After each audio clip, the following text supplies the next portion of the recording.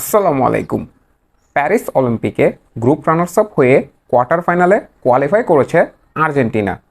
Argentina যারা নিজেদের প্রথম ম্যাচটি মরক্কোর বিপক্ষে 2-1 গোলে হার দিয়ে শুরু করেছিল, যেটিকে বলা হচ্ছে অলিম্পিকের ইতিহাসে সবচেয়ে জঘন্যতম ফুটবল ম্যাচ, যেখানে অনেকক্ষণ পর বারে আর্জেন্টিনার গোল বাতিল করা হয়েছে, দর্শকদের মধ্যে মারামারি হয়েছিল এবং সব কিছুর পর আর্জেন্টিনা 2-1 গোলে হেরে গিয়েছে।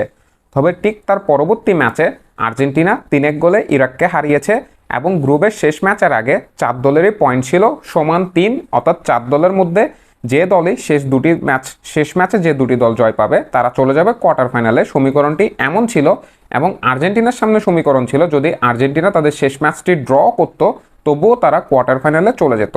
তবে আর্জেন্টিনা শেষ ম্যাচে ইউক্রেনকে 2-0 গোলে পরাজিত করেছে এবং আর্জেন্টিনা কোয়ার্টার ফাইনালে এসেছে গ্রুপ রানার্স আপ হয়ে, কারণ অপর ম্যাচে মরক্কো ইরাককে 3-0 গোলে হারিয়েছে।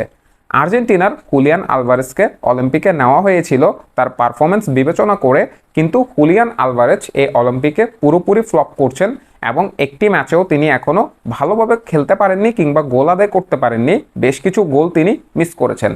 ইউক্রেনের বিপক্ষে ম্যাচে শুরু থেকেই আক্রমণাত্মক ফুটবল খেলতেছিলেন আর্জেন্টিনা, তবে তারা তাদের কাঙ্ক্ষিত গোলটি আদায় করতে পারছিলেন না।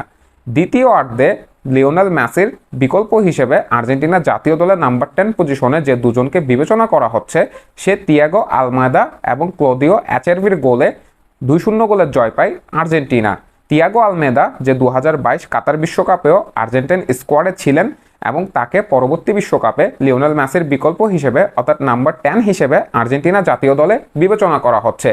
এছাড়াও আর্জেন্টিন মিডফিল্ডার ইকু ফার্নান্দেস সেখানে ভালো খেলছেন এবং মেদিনাও ভালো খেলছেন। ওটাম্যান্ডি ভালো ডিফেন্ড করলেও জেরুলেম মুরুলি ইউক্রেনের বিপক্ষে বেশ কিছু ভালো সেভ দিয়েছেন।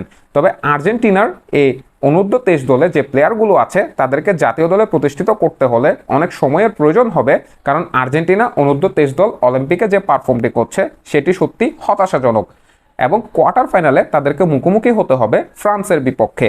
আর্জেন্টিনা সমান মরক্কো সমান 6 পয়েন্ট নিয়ে কোয়ার্টার ফাইনালে কোয়ালিফাই করলেও মরক্কো এবং আর্জেন্টিনা দুই দলেরই গোল সংখ্যা সমান 6 এবং দুই দলই সমান 3টি করে গোল হজম করেছেন।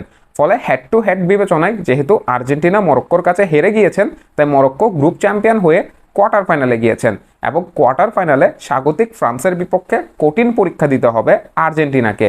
প্যারিস অলিম্পিকে যদি আর্জেন্টিনার কোচ হাভিয়ার মাসচেরানো স্বর্ণপদক উদ্ধার করে আনতে চান এবং সেক্ষেত্রে স্বাগতিক ফ্রান্সকে কোয়ার্টার ফাইনালে পরাজিত করতে হবে আর্জেন্টিনাকে। আর্জেন্টিনা বনাম ফ্রান্স ম্যাচটি বাংলাদেশ সময় আগামী 3 আগস্ট দিবাগত রাত 1টায় অনুষ্ঠিত হবে। মাহের আহমেদ মাহি, এমএস টিকবার্স।